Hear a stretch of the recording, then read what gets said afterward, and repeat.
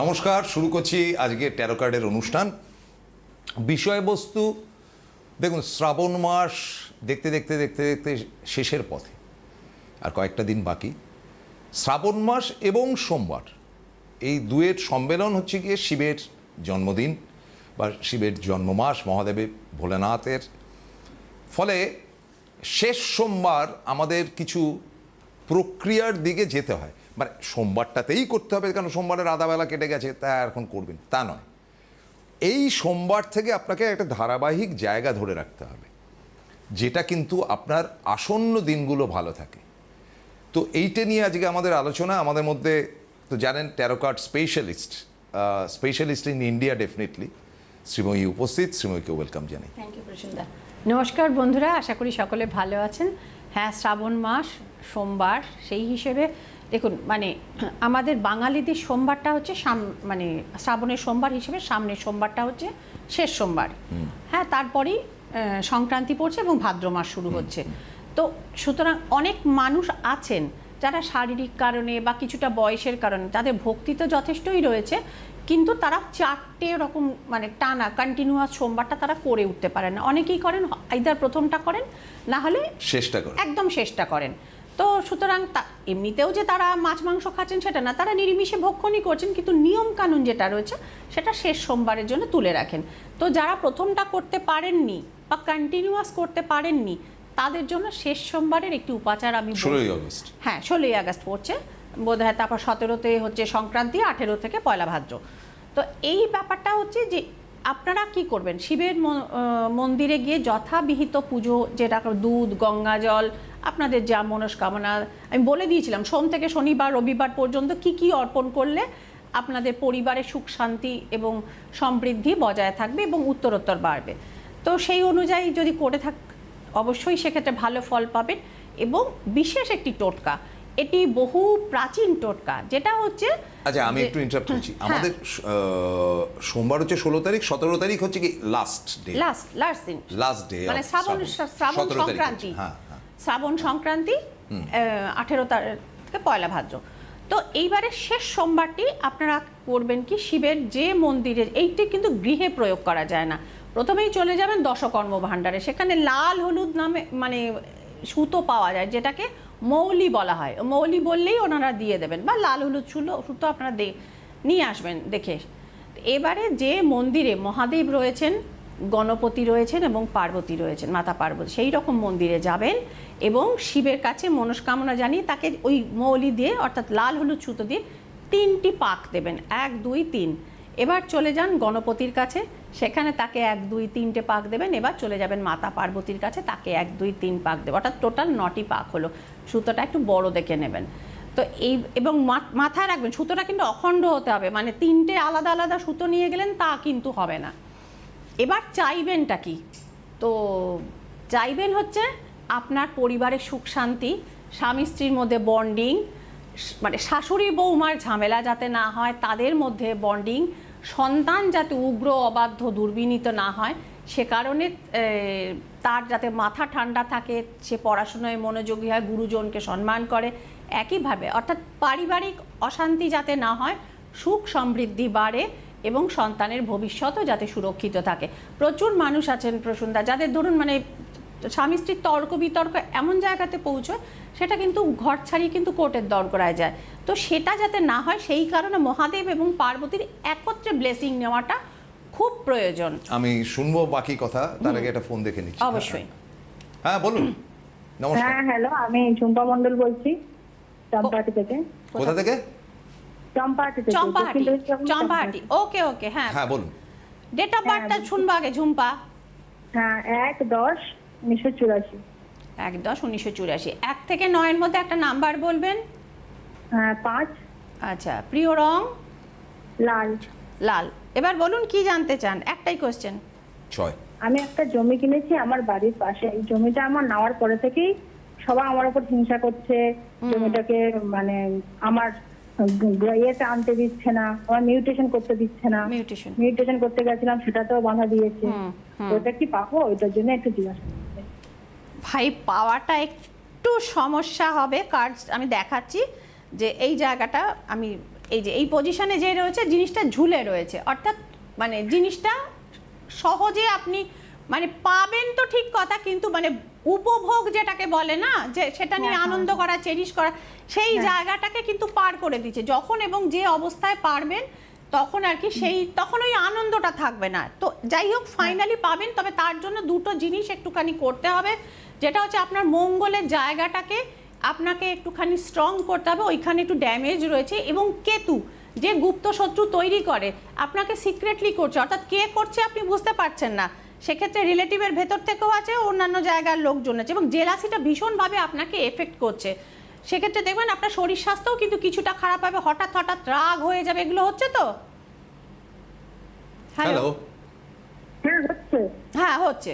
তো এই যে জায়গাগুলো, এইগুলো কাজে মঙ্গল আর কেতু এই দুটি জিনিসের প্রতিকার একটু করিয়ে নেবেন। সেক্ষেত্রে মোটামুটি এই দুটো প্রতিকার যদি আপনি মোটামুটি এই কৌশিকী অমাবস্যার ভেতরে করিয়ে নিতে পারেন, ইন দ্যাট কেস এবছরের শেষ দিক থেকে আপনার মোটামুটি ওই রিলেটেড ব্যাপারে জমিটা পাওয়া এবং শান্তি ফিরে আসার জায়গাটা হওয়া সম্ভব। ভালো থাকবেন। Thank you.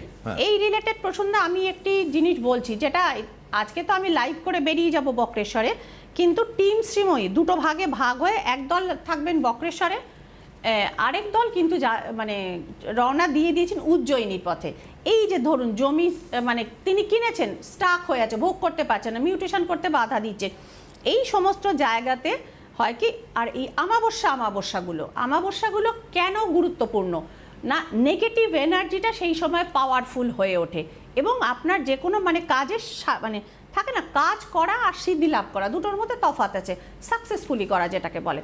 তো এইটার জন্য মা বগলামুখীর উপাসনা করা হয়। এবং উজ্জয়িনীতে কেন টিম শ্রীময়ীর আরেকটা দল গেছে, যে কারণে গেছে, এই সময় উজ্জয়িনী মাতা বগলামুখী সিদ্ধ পীঠ রয়েছে, মন্দির রয়েছে, সেখানে মির্চি হাবান বলে একটি জিনিস আছে, অর্থাৎ লাল শুকনো লঙ্কা দিয়ে কিন্তু হোমটা করা হয়, যাতে আপনার এই জমি সংক্রান্ত বাধা, কোর্ট কাচারির ব্যাপার, শত্রু আপনাকে পরাভূত করে দিচ্ছে, মামলায় মামলায় জের বার হয়ে যাচ্ছেন, ঋণে জের বার হয়ে যাচ্ছেন, সমস্ত কিছুর কিন্তু এই সময় কি সারা ভারতের মানুষই সারা ভারতের মানুষ মানে যারা এই রিলেটেড প্রবলেম, হ্যাঁ, property matters, legal matters, enemy matters, এইগুলোতে যারা মানে একদম তিতবিরক্ত হয়ে গেছেন, মানে ঝুলেই রয়েছেন, এনারও অবস্থাটা খানিকটা কাছাকাছি, সেই জন্য বললাম যে এই দুটো জিনিস, এবং মানে এই সিদ্ধি যা মানে হয়, এই যে পুজোটা করলে সেখানে একটি বিশাল যজ্ঞ হয় এবং মির্চি হবন হয়, যেটা অন্য কোনো দেবদেবীর হয় না। মির্চি হবনটা মানে লাল লঙ্কার যখন যজ্ঞ মানে আহুতি হয়, টেকা যায় না, জাস্ট সেখানে চোখ ফোক জ্বালা করতে থাকে, হাঁচি হবে, মারাত্মক অবস্থা, হাঁচি কাশি সব রকমই হয়, যার জন্য ওরা মুখ বেঁধে বসে। তো সুতরাং মেইন পুরোহিতই শুধু মুখটা খোলার, কারণ তাকে তো মন্ত্রোচ্চারণটা করতে হয়, কাজে দর্শক যারা থাকেন, খুব কম দর্শক থাকেন, মানে টেকা যায় না, জাস্ট টেকা যায় না, এবং গরম হয়ে ওঠে জায়গাটা। তো এই যে জিনিসটা, তো একটা হচ্ছে যে বক্রেশ্বরে যেটা আমি যাব সেখানে তো হবেই, এবং দ্বিতীয় জায়গাটি এইখানেও কিন্তু হবে, কিন্তু এই মুহূর্তে সেটা নেওয়া সম্ভব না। বাকি যারা এই জিনিসটি করাতে চান এবং এই রকম প্রবলেমে রয়েছেন, তারা কিন্তু প্লিজ কৌশিকী অমাবস্যার আগেই নাম লিখিয়ে নেবেন, লেখানো শুরু করুন। এই সমস্যা মানে কারোর একার নয়, প্রচুর মানুষ আছেন এই সমস্ত সমস্যায় যারা ভুগছেন, দিনের পর একদম জর্জরিত রয়েছেন। তো আমরা যেটা আলোচনা করছিলাম সেটা হচ্ছে যে এই যে 7টা দিন, আগামী সোমবার অবধি, শেষ 17 তারিখ অবধি, আমাদের ইংরেজি 17 তারিখ অবধি শ্রাবণের, তো এটার সঙ্গে সঙ্গে আরেকটা কথাও আপনি আগের দিন বলেছিলেন যে অবাঙালি, বিশেষ করে উত্তর এবং পশ্চিম ভারতীয়রা, তারা টোটাল একেবারে ভাদ্র মাসের পূর্ণিমা পর্যন্ত, মানে যেটা আমাদের রাখি পূর্ণিমা পড়বে সেই পর্যন্ত তারা শ্রাবণটাকে তারা কন্টিনিউ করে। হ্যাঁ, এটা ওনাদের প্রথা। আজকে বরং আমাকে অনেকে এসে রিকোয়েস্ট করেছেন, দিদি আপনি যে শ্রাবণ মাসে শিবের গাথাগুলো বলছেন বড় ভালো লাগছে, ছোট্ট করে আজকেও একটা কিছু শোনাবেন। তা আমি একটা জিনিস বলে দিই যে আপনাদের অনুরোধ আমার শিরোধার্য। তো ভগবান মহাদেব এবং ভগবান বিষ্ণু একবার মাতা পার্বতীর অভিশাপে দুজন গাছ হয়েছিলেন, বৃক্ষে পরিণত হয়েছিলেন, মাতা পার্বতীর অভিশাপ এবং সরাসরি মহাদেবের প্রতি। তো একটা সময় মানে পৃথিবীতে প্রলয় চলছিল, হয়তো সৃষ্টি স্থিতি লয়, দেবতারা ওপর থেকে দেখেন, মানুষ থাকে না।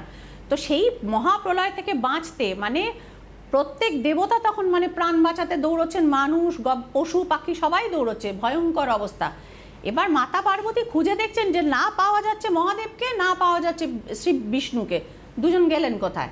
তিনি এবার গিয়ে দেখলেন গোলকের একটি বিশেষ নির্দিষ্ট কক্ষে দুজন বসে পাশা খেলছেন। তিনি তখন ভয়ঙ্কর রেগে গেলেন যে সারা পৃথিবীতে এরম বিপর্যয় এবং সারা সমস্ত ভক্তগণ রক্ষা করো ভগবান, রক্ষা করো ভগবান করে আর্তনাদ করছে, তোমরা দুজন বসে পাশা খেলছো। তিনি প্রচণ্ড রেগে গেলেন এবং পাশে একটি লোটা অর্থাৎ একটি ঘটি ছিল, সেখান থেকে গঙ্গা জল নিয়ে মহাদেব এবং বিষ্ণুর ওপর তিনি একদম অভিসম্পাত করলেন যে তোমাদের যখন মানে কোনো দিকবিদিক জ্ঞান নেই, কাণ্ডজ্ঞানী, তোমরা দুজনেই গাছ হয়ে যাও, মানে বৃক্ষে পরিণত হও। এবং মাতা পার্বতীর কথা শেষ হওয়ার সঙ্গে সঙ্গে মহাদেব কিন্তু বৃক্ষ রূপ নিতে শুরু করলেন এবং অ্যাজ ইউজুয়াল তার পাশেই বসেছিলেন ভগবান শ্রী বিষ্ণু, তিনিও বৃক্ষ রূপ নিতে শুরু করলেন এবং মহাদেবের পা দুটো কিন্তু ক্রমশ মাটির মধ্যে গেঁথে গেল এবং সেই গাছটি কিন্তু বেনিয়ান ট্রি অর্থাৎ বটবৃক্ষ। আচ্ছা, হ্যাঁ, এবং যার ঝুড়িগুলো ঝুড়ি নেমে গেছে এবং শত শত বছর মানে রয়েছে। আমরা বোটানিক্যাল গার্ডেন, হ্যাঁ, তো সেই ইংরেজ আমল থেকে রয়েছে। তো এই যে জায়গাগুলো, এবং শ্রী বিষ্ণু কি হলেন, তিনি হলেন অশ্বত্থ গাছ। পাশাপাশি দুজন, বট থাকলে অসত্য থাকবে, বট থাকলেই অসত্য থাকবে, অর্থাৎ মহাদেব এবং শ্রী ভগবান বিষ্ণুর সম্পর্কটা এতই মধুর, এতই বন্ধুত্বপূর্ণ, একজন থাকলে তার পাশে আরেকজন থাকবেনি। এবং এবার যখন মাতা পার্বতী বুঝতে পারলেন যে আমি কি করে ফেললাম, রাগের মাথায় আমি কি করে ফেললাম, তখন তিনি যখন কান্নাকাটি করছিলেন, বিলাপ করছিলেন, তখন মহাদেব বটবৃক্ষের ভেতর থেকে বললেন, দেবী, এটা মানে তোমার অভিশাপের কারণেই শুধু হয়নি, এটাই ভবিষ্যতে নির্ধারিত ছিল যে আমি এবং ভগবান বিষ্ণু মর্তলোকে অবস্থান করব এবং আমি পথিকদের ছায়া এবং শীতলতা দান করব, তারা ক্লান্ত হয়ে যখন বসবে, এবং অসত্য গাছ পৃথিবীতে যতগুলো পবিত্র গাছ আছে তাদের মধ্যেও মানে অন্যতম হবে। তো এই কারণেই কিন্তু দেখবেন যে পঞ্চবটি হয় দক্ষিণেশ্বরে, পঞ্চবটির কথাটা শুনবো আমি। হ্যালো, হ্যালো, হ্যাঁ বলুন। নমস্কার, কে বলছেন? হ্যাঁ নমস্কার, আমি সঙ্গীতা ঘোষ বলছিলাম ম্যাডাম। হ্যাঁ, সঙ্গীতা ঘোষ। সঙ্গীতা ঘোষ কোথা থেকে কথা বলছেন? বাগনান থেকে। বাগনান, আচ্ছা বলুন। ডেট অফ বার্থটা বলুন। আগে ডেট অফ বার্থ। 1/6/1999। ওকে, আর 1 থেকে 9 মধ্যে একটা নাম্বার বলুন সঙ্গীতা। 8। আচ্ছা, এবার হচ্ছে আপনার প্রিয় রং। নীল। ব্লু। হ্যাঁ, ব্লু। আচ্ছা, এবার বলুন কি জানতে চান, কত এসেছে? 1 এসেছে। আচ্ছা বলুন। আমার বাপির মানে একটা ওই সরকারি চাকরি, সিভিল ডিফেন্সে, হ্যাঁ, ওটা হচ্ছে মানে কোর্টে কেস চলছে ম্যাম। ওটা হচ্ছে যে আমি কি কিছু সুরাহা পাবো? কোর্টে কেস চলছে এখন কি মানে কি বাবার জমি না আপনার বাবার? বাবার চাকরি, বাবা মারা গেছে চাকরি করতে করতে। আচ্ছা, এখন ট্রাইব্যুনালে কেসটা চলছে। কি কেস? 3 ডেটের মধ্যে হবে বলেছিলেন, হ্যাঁ, কিন্তু 2টো ডেট হয়েছে আর একটা ডেট এখনো হয়নি। ওই জন্য কি ম্যাম চাকরি বোধহয় আপনার কি চাইছেনটা কি? বাবার চাকরিটা? হ্যাঁ, বাবার চাকরিটা আপনি পাবেন কিনা, এটাই তো আপনার কোশ্চেন। হ্যাঁ, দেখুন কেসটা চলছে, কেসটায় আপনার পাওয়ার আশা রয়েছে, জয়লাভের আশা রয়েছে, কিন্তু আপনার মঙ্গলকে একদম ঠিকঠাক করতে হবে এবং সেটার জন্য একটু আগেই আমি একটা পন্থা বলে দিলাম, এবং তার সাথে রাহুটাকেও ঠিকঠাক করতে হবে, কারণ মুখের কাছে এসে একাধিকবার জিনিসটা কিন্তু পেন্ডিং হয়ে গেছে আপনার। তো সেক্ষেত্রে মঙ্গল এবং রাহু দুটো জিনিসের প্রতিকার করতে হবে এবং এই বগলামুখী ক্রিয়াটি যদি আপনি করাতে চান বা এটা আপনার করাটা প্রয়োজন, তাহলে এই জিনিসটা থেকে আপনার রিকভারিটা হবে। যদি মনে করেন যে যোগাযোগ মানে কি করে করবেন, সেক্ষেত্রে কৌশিকী অমাবস্যার আগে যোগাযোগ করে নেবেন, কারণ এই অমাবস্যায় আর কারোর পক্ষে নেওয়া সম্ভব না। ঠিক আছে, ভালো থাকবেন। আপনাদেরকে জানিয়ে দিই যে তলায় দেখুন ফোন নাম্বার যাচ্ছে, এখানে কিন্তু নিয়মিতভাবে তিনি বসেন, এই যে বুকিং নাম্বার যাচ্ছে, এখানে কিন্তু আপনাকে অনেক আগে বুক করতে হবে। দ্বিতীয় ব্যাপারটা হচ্ছে যে এই সপ্তাহের অনেকটা সময় তিনি কিন্তু বক্রেশ্বর এবং উজ্জয়িনীতে কাটাবেন, কাজেই যা বুকিং করার 2 দিনের মধ্যে করতে হবে, আজকাল পরশু করতে হবে। এবং যারা আসতে পারবেন না, কারণ এই সময় আমি অ্যাভেলেবেল থাকবো না, খুব যার প্রয়োজন আছে তিনি অনলাইন কনসালটেন্সি করবেন। হ্যাঁ, অনলাইনই বলছি তো, অনলাইন কনসালটেন্সি করতে পারেন। সেটা তো সারা ভারতের লোকেরাই করে, বিভিন্ন বাইরে থেকেও লোকে করে। হ্যাঁ, তো দুটো অপশানই বলে দিলাম। এই দেখুন ফোন নাম্বার যাচ্ছে, এই ফোন নাম্বারে ফোন করে আপনার নামটা আগে থেকে না লেখালে কিন্তু সম্ভব না। আর আপনাকে নিয়মিতভাবে এখন কোথায় কোথায় পাওয়া যাচ্ছে? নিয়মিতভাবে গড়িয়াহাট দক্ষিণেশ্বর তো রয়েইছে, সঙ্গে যেটা রয়েছে আমার রিষড়াতে নিজস্ব চেম্বার হয়েছে, এখানে আমি অল্টারনেটিভ সানডেতে বসি, অর্থাৎ একটি রবিবার গড়িয়াহাটে বসি, পরবর্তী রবিবার আমি রিষড়াতে মোটামুটি 3টে থেকে 6টা কি 7টা পর্যন্ত আমি থাকি, এবং গড়িয়াহাটে মোটামুটি 4টে থেকে সন্ধ্যে 6টা, ওই 7টা হয়েই যায়, হ্যাঁ 7টা 7:30 হয়েই যায়। তো সুতরাং এই দুটো জিনিস। আর মঙ্গলবার আমার হচ্ছে দক্ষিণেশ্বর, যদি এই মঙ্গলবার অর্থাৎ আগামীকালের দক্ষিণেশ্বর চেম্বারে আমাকে পাবেন না। আমি এখান থেকে বেরিয়ে যাব, লাইভে এসছি, লাইভ থেকে আমি সোজা বেরিয়ে যাব। খুব ভালো। তো সুতরাং আর ইতিমধ্যে তো অনেকে নাম দিয়েছেন মানে আর মানে নেওয়ার মানে পসিবল না আর কি। তো কালকেও অনেকে এসে রিকোয়েস্ট করে গেছেন, অত্যন্ত রিকোয়েস্টে 1-2 জনের কাজ সেক্ষেত্রে নেওয়া আছে, এটা ছাড়া আর পসিবল না আমার পক্ষে। কারণ দেখুন মানে 100 জনের মধ্যে এই সময়টা কাজটা করাতে হয় তো, শ্রাবণ মাসের যখন একেবারে শ্রাবণ মাসের টাইম প্লাস অমাবস্যা, এবং এই অমাবস্যাটা প্রসূতা গুরুত্বপূর্ণ কেন? ম্যাক্সিমাম লোকই জানে কৌশিকী অমাবস্যা খুব গুরুত্বপূর্ণ, কিন্তু শ্রাবণের এই অমাবস্যা যেটা 12ই আগস্টের অমাবস্যা, আরে এটা তো সূর্যগ্রহণ যুক্ত অমাবস্যা। তো সূর্যগ্রহণ তো রোজ রোজ হয় না, প্রত্যেকটা অমাবস্যাতেও হয় না, যদি অমাবস্যা ছাড়াও সূর্যগ্রহণ হয় না। কিন্তু এই মাসটা এরকম যাচ্ছে যে একই মাসে চন্দ্রগ্রহণ এবং সূর্যগ্রহণ পড়ছে, যার ফলে এক্সেপশনাল তিথির, হ্যাঁ এবং আমি হয়তো দেখতে পাবো না, তার মানে যে গ্রহণ হবে না তার কোনো মানে নেই। ভারতবর্ষে অদৃশ্য, এবং গ্রহণ চলাকালীন প্রসূন্দা আমার যারা ক্লায়েন্ট রয়েছেন বা যারা রেগুলার আমার সঙ্গে আসেন, মানে কানেক্টেড, তো তারা জানেন নির্দিষ্ট কিছু জপ বা নির্দিষ্ট কিছু মন্ত্রোচ্চারণ বা চ্যান্টিং এই সময় দেয়া হয়। তো সেক্ষেত্রে তাদের ব্লকেজেস এবং গ্রহণের সময় করা জপ এটা বহুগুণ বেশি ফল দেয়। হ্যাঁ, তো সুতরাং গ্রহণ চলাকালীন যেহেতু ভারতবর্ষের দৃশ্য নয়, ঠিক আছে, তবু টাইমটা তো আপনারা প্রত্যেকেই আপনারা জেনে যাবেন। তো সুতরাং সেই সময়টা একটু ইষ্টমন্ত্র করতে পারবেন, আপনাদের গুরুদেবের সঙ্গে পরামর্শ করে নিতে পারবেন। আর আমার যারা ক্লায়েন্ট তারা তো জানেন কি জব করতে হবে। তো সুতরাং সেক্ষেত্রে যার যেটা প্রবলেম, ধরুন কারো বিবাহে বাধা হচ্ছে বারবার, শেষ বিবাহ সংক্রান্ত ব্যাপারে সেই সময় সে জবটা করলো, যার রিলেশনশিপের প্রবলেম, এবং এটা কিন্তু মারাত্মকভাবে চাকরির প্রবলেমও থাকে, চাকরির প্রবলেম থাকে, চাকরির প্রবলেমটা তো একটা মস্ত বড় প্রবলেম। দুটো প্রবলেম কিন্তু গ্রহণকালীন যে জব আমার পক্ষে থেকে দেওয়া হয় বা ক্রিয়াটা যেটা করা হয় তার সঙ্গে তাদের চ্যান্টিং করতে দেওয়া হয়, প্রসূতার রিলেশনশিপের প্রবলেম এবং মানি ব্লকেজের প্রবলেম, এই দুটো কিন্তু প্রচণ্ড স্পিডে কাজ করে। তো সে কারণেই এই অমাবস্যাটা যেহেতু গ্রহণযুক্ত অমাবস্যা অত্যন্ত গুরুত্বপূর্ণ। আর এবার তাহলে চলে আসি, ওই ভগবান বিষ্ণু অশ্বত্থ গাছ হয়ে গেলেন এবং মহাদেব কিন্তু বট গাছ হয়ে গেলেন। তো মহাদেব বট গাছের ভেতর থেকে তার স্ত্রীকে বললেন যে দেবী তুমি এর জন্য শোক বা বিলাপ করো না, এটা ভবিতব্যই ছিল। কারণ দেখুন সেই সময় গ্লোবাল ওয়ার্মিং টার্মটা ছিল না, কারণ পৃথিবীতে ভবিষ্যতে প্রচুর উষ্ণতা বৃদ্ধি পাবে এবং সেই কারণে দরকার হবে শীতলতা এবং প্রাণবায়ু। তো সেটা আমি আর ভগবান বিষ্ণু মিলে আমরা কিন্তু জগৎ সংসারকে সেই শুদ্ধ প্রাণবায়ু দেব, যাতে জীবের মানে বেঁচে থাকতে এবং ওই আর কি জীবন সংগ্রামটা তারা সফলভাবে করতে পারে, কোপ আপ করতে পারে। তো এই কারণে এটা ভবিতব্যই ছিল।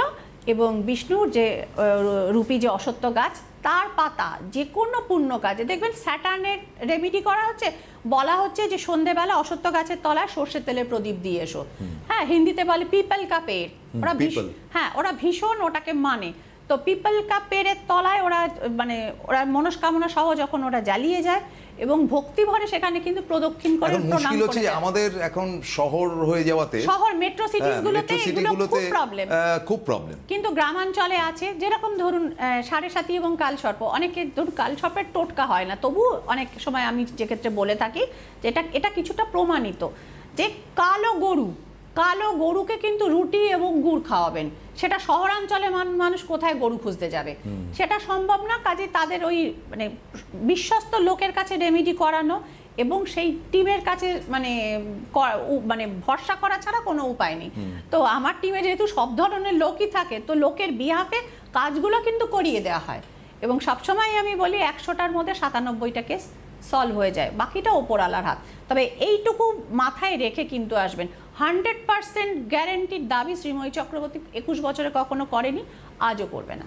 এটা হয় না, কারণ সর্বশ্রেষ্ঠ চিকিৎসকের হাতেও রুগী মারা যান। নিশ্চয়ই। এটা কারণ মানুষ হিসেবে আমার সীমাবদ্ধতা, যে কোনো মানুষেরই সীমাবদ্ধতা থাকে, কেউ বলেন কেউ বলে না, ওইটুকু বলার মতো গাটস আমার আছে।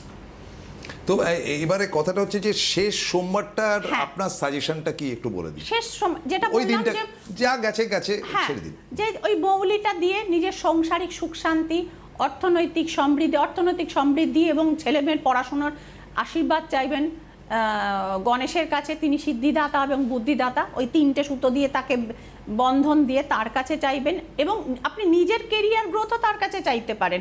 ধরুন বাই প্রফেশন আপনি ডক্টর কি আপনি লয়ার, সেক্ষেত্রে তো আপনাকে কথাটা বলতে হবে। বুধ কন্ট্রোল হচ্ছে গণেশজির দ্বারা, তো সুতরাং তা আপনার স্পিকিং পাওয়ার আপনি গণেশজি দেবেন। ইন্টারভিউতে আপনি যাতে ক্র্যাক করতে পারেন, অনেকে দেখবেন ভাইভাতে গিয়ে ক্যান্সেল হয়ে যাবে, রিটেন কিন্তু সে ভালো দিয়েছিল, তো এই সময় ভাইভাতে গিয়ে হ্যাঁ সে ফ্লপ করে গেল, হলো না, একদম হওয়া চাকরি কিন্তু হলো না। অনেকের দেখবেন প্রসন্না স্ট্যামারিং থাকে, কথা বলতে জড়িয়ে যায়, আটকে যায়, সেটাকে একটা পার্সোনালিটি ডেভেলপমেন্টের জন্য একটা বড় ফল্ট। তো খুব ভালো দেখতে ছেলে মেয়ে, দারুণ স্যুটটাই পরে সে আসছে, কিন্তু তার যদি ওই স্ট্যামারিং থাকে, সে তত করে পাবলিক রিলেশনের কাজ করতেই পারবে না, জনসংযোগের কাজই সে করতে পারবে না। বুধের আশীর্বাদ এবং গণেশজির ব্লেসিং এই জায়গাটাকে কিন্তু ঠিক করে দেয়। তো আপনার ছেলে মেয়ে যদি এই সমস্যা থাকে, সে পরীক্ষায় হয়তো সারা বছর পড়াশোনা করে, বেচারা পরীক্ষায় গিয়ে ঠিক মতো রিপ্রোডিউস করতে পারেন। ধরুন গণেশজিকে তিনি একদম ঠিক দেবেন। তারপর মহাদেব, তিনি কি না দেন, সাংসারিক সুখ শান্তি, স্বামী স্ত্রীর বিবাদ সামলানো, বিয়ে হচ্ছে না সেটা করা, এবং যার বহু বছর সন্তান হয়নি সেটাও কিন্তু মহাদেবের। আমি শুনবো আমাদের হাতে অবশ্য সময় একেবারেই কম। হ্যালো দাদা, ব্যারাকপুর থেকে সর্বাণী ঘোষ বলছি। হ্যাঁ বলুন, ডেট অফ বার্থ বলুন। 1/11/1996। 1/11/1996। 1 থেকে 9 মধ্যে একটা নাম্বার বলুন ভাই। 3। প্রিয় রং হলুদ। কি জানতে চান এবার বলুন। আমার বিয়ে কবের মধ্যে হবে, কেমন হবে, আর হচ্ছে তার সঙ্গে কতটা মিল হবে, ভাই এতগুলো তো প্রশ্ন। প্রথম কথা হচ্ছে আপনার অলমোস্ট 30 বছর বয়স হয়ে গেছে, কাছাকাছি। বিয়ে সম্বন্ধ কি দেখা হচ্ছে বাড়ি থেকে? হ্যালো, সেরকম দেখা হয়নি, মানে তাহলে কি করছেন কি? দেখুন একটা জিনিস হচ্ছে ভাগ্য করছেন ওরা, আপনার মানে আপনার মা বাবা তাহলে কি করছেন, দেখছেন না সম্বন্ধ?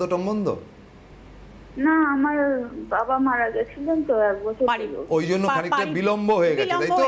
এমনিও বিলম্বিত জায়গা। আমি তাহলে একটু প্যাথেটিক ব্যাপারটা, এই সব তালে গোলে আর কি বিয়েটা হয়নি। এখন বাবা মারা গেছেন, তখন তো আর বিয়ে করা যায় না। সেটা একটু আপনি কার্ডটা দেখুন, এখানে বিলম্বিত জায়গাটা দেখাচ্ছে, বিয়েতে লেট রয়েছে, এবং চন্দ্রের কিছু কিন্তু এক্ষেত্রে সমস্যা রয়েছে, সেক্ষেত্রে সিক্রেট এনিমিজের সম্ভাবনাটা উড়িয়ে দেওয়া যাচ্ছে না। ডিপ্রেশনে আপনি আছেন, আপনার কার্ড বলছে। আপনি কি বলছেন, ডিপ্রেশনে আছেন তো? হ্যাঁ, বিয়ে হবে, কিন্তু সেক্ষেত্রে মঙ্গলের প্রতিকারটা কিন্তু আপনাকে করতে হবে। বিয়ের কারণে মঙ্গলটা দেখা হয়, মঙ্গল আর শুক্র এই দুটো জায়গা আপনাকে যদি বুস্টিং করিয়ে আপনি নিতে পারেন, যদি কৌশিকীর মধ্যে আপনি এটা করিয়ে নিতে পারেন, এবছর শেষ দিকটা থেকে, অর্থাৎ মোটামুটি নভেম্বরে হয়তো হবে না, নেক্সট ইয়ারের মাঘ ফাল্গুনের মধ্যে বিয়ে কিন্তু হতে হবে। তবে ভাই, ভাগ্য এবং কর্ম দুটো মিলিয়ে ফল, শুধু রেমেডি কিন্তু করলেই হয় না, আপনাকে কর্মটা করতে হবে। তো বসে থাকলে চলবে না। আইদার আপনার রিলেশনশিপ থাকলে আপনি সেখানে মানে তেড়ে ফুড়ে বলুন, যোগাযোগ করো, অথবা নিজে কোনো ওই আজকাল তো হয়েছে শাদি.com ইত্যাদি প্রভৃতি নানা মানে যাই হোক, আজকে আর আলোচনার সময়টাও নেই, শেষ করতে হচ্ছে। আমরা বৃহস্পতিবার 13ই আগস্ট স্বাধীনতা দিবসের 2 দিন আগে আমরা আবার হাজির হব। আজকের মতো বিদায় নিচ্ছি। নমস্কার, সকলে ভালো থাকবেন।